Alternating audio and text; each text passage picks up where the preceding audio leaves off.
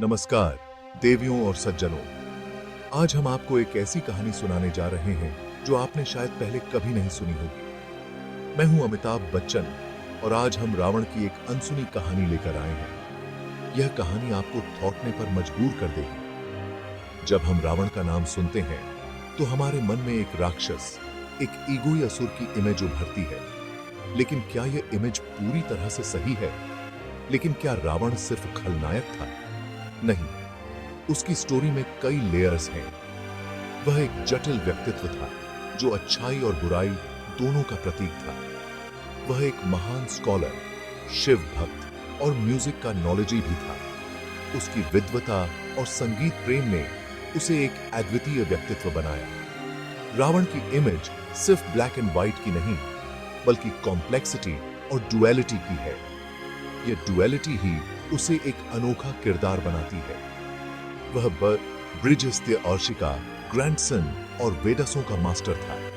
उसकी विद्या और ज्ञान ने उसे एक महान विद्वान के रूप में स्थापित किया। उसकी डिवोटीज आई से भगवान शिव भी खुश हुए थे। उसकी डिवोटीसी और तपस्या ने उसे एक शक्तिशाली व्यक्तित्व बनाया। लेकिन उसका ईगो उसके डाउनफॉल का रीजन बना।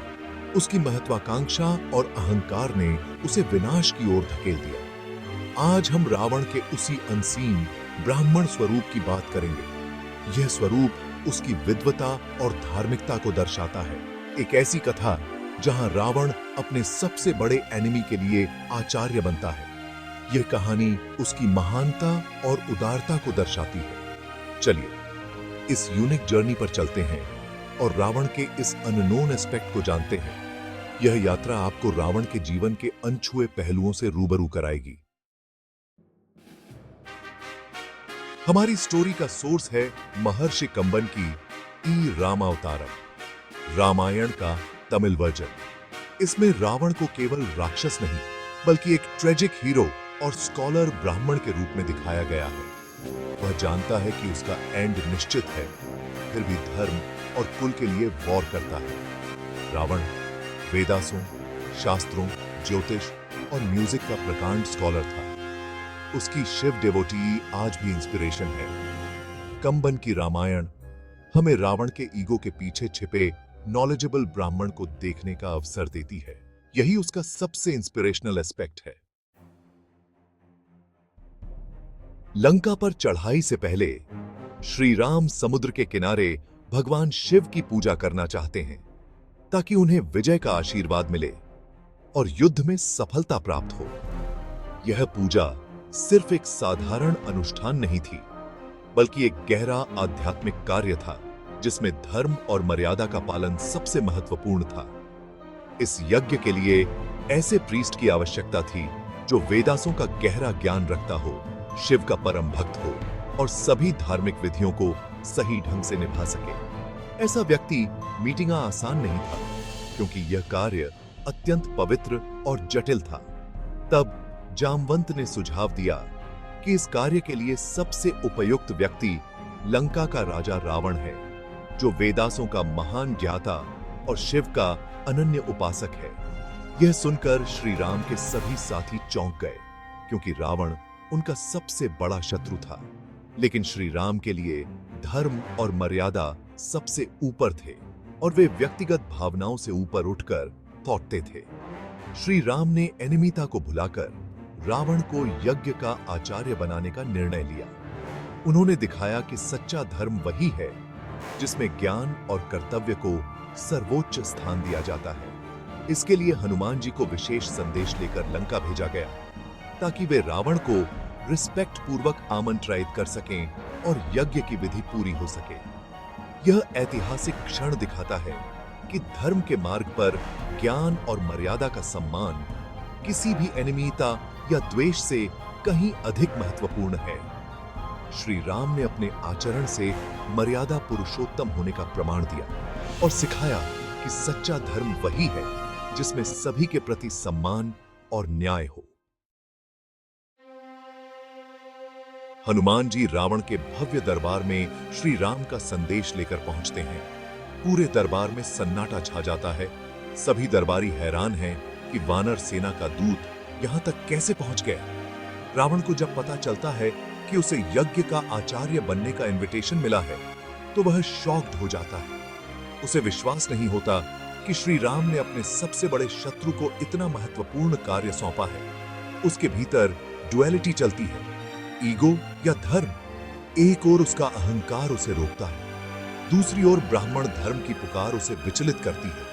वह थौकता है, क्या व्यक्तिगत एनिमिता धर्म से ऊपर हो सकती है? लेकिन फाइनली वह अपने ब्राह्मण धर्म को चुनता है। वह अपने कर्तव्य को सर्वोपरि मानता है और धर्म के मार्ग पर चलने का निश्चय करता है। रावण पूरे दरबार के सामने घोषणा करता है, एक आचार्य के रूप में मैं इनविटेशन एक्सेप्ट करता हूं। उसकी आवाज में गर्व और गंभीरता दोनों झलकती हैं। यह मोमेंट रावण के ज्ञान, उसके विवेक और उसके ब्राह्मणत्व की विक्ट्री है। वह दिखाता है कि सच्चा ज्ञान हमेशा अहंकार से ऊपर होता है। वह जानता है कि यह यज्ञ उसी की डिफीट के लिए है, फिर भी वह धर्म निभाता है। उसकी आंखों में एक अजीब सी शांति और स्वीकार्यता है।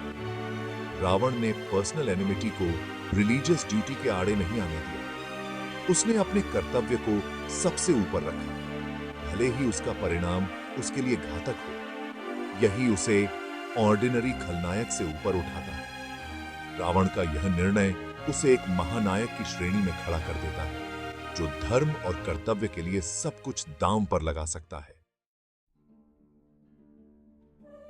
रावण आचार्य बनकर रामेश्वरम पहुंचता है। वह कहता है, यज्ञ बिना यजमान की वाइफ के कंप्लीट नहीं होता। सीता तो लंका में है। श्री राम रावण से वे सजेस्ट करने को कहते हैं। रावण अपने आचार्य धर्म का पालन करता है, अपनी पावर्स से सीता को यज्ञ स्थल पर लाता है, ओनली यज्ञ की ड्यूरेशन के लिए। यजमान श्री राम, पुरोहित रावण और बीच में सीता, एक अमेजिंग सीन। रावण प्रोसीजर से यज्ञ कराता है, श्री राम के हाथों से शिवलिंग की इंस्टॉलेशन करवाता है और यजमान को विक्ट्री का ब्लेसिंग देता है, जानते हुए कि यह विक्ट्री उसी के अगेंस्ट होगी। रावण ने धर्म निभाया, न कि एनिमिटी। यही उसका ग्रेटनेस है। यज्ञ के बाद श्री राम रावण को सौदा देना चाहते हैं। रावण वर्ल्डली कुछ नहीं मांगता, बस एक प्रॉमिस मांगता है, मेरे लास्ट मोमेंट में आप मेरे सामने रहें। श्री राम इमोशनल होकर प्रॉमिस देते हैं। वॉर के बाद जब रावण डेथ बेड पर था, श्री राम खुद उसके पास गए। लक्ष्मण को रावण से पॉलिटिक्स और नॉलेज का उपदेश लेने भेजा। श्री राम ने न केवल प्रॉमिस निभाया, बल्कि रावण को वह रेस्पेक्ट भी दिया जिसका वह यज्ञ का अधिकारी था। यह मोमेंट दिखाता है कि ट्रू ग्रेटनेस एनिमी के गुणों का रेस्पेक्ट करने में है। यही इंडियन कल्चर की आत्मा है। यह थी रावण के ब्राह्मण स्वरूप की अनसुनी कथा। रावण सिर्फ राक्षस नहीं, बल्कि एक महान स्कॉलर, शिव भक्त और अपने प्रॉमिस का पक्का इंसान भी था, जो हमेशा अपने वचन पर अडिग रहा। उसका डाउनफॉल उसके ईगो से हुआ, लेकिन उसने धर्म निभाकर अपनी ग्रेटनेस भी दिखाई। उसकी स्टोरी हमें सिखाती है, कोई भी पूरी तरह गुड या बैड नहीं होता। रावण के भीतर भी अच्छाई की एक स्पार्क थी। श्री राम ने उसकी लास्ट विश का भी पूरा रेस्पेक्ट किया। नेक्स्ट टाइम रावण का नाम सुने तो उसे एक कॉम्प्लेक्स, मल्टी डायमेंशनल कैरेक्टर के रूप में याद करें। Thank you. Good night.